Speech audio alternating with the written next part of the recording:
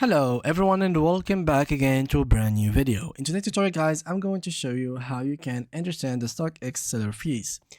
As if you are going to sell in Stockx, of course there will be some fees and commission that this platform should take with you.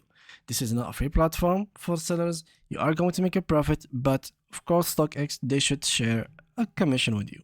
So how do we calculate it and how do we get rid of it or something like that? So first of all, there is this table that you should understand it and know about it.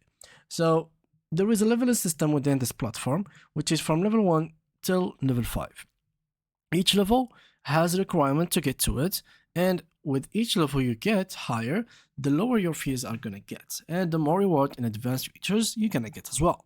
So the first thing is for level 1, you will have, there's no requirement, it is the beginner level, so the transaction fee is going to be 9%. For example, you are going to sell this for 74, so you're gonna do this. So 74 times 9%, and this is basically the cut that Stockx is gonna take from you. The same goes here for level 2. They're gonna take 8.5%, but to get to level 2, you need at least to make either 12 sales or to make $1,500 in the platform. You can literally make only one sale with this amount and you're gonna get directly to level 2.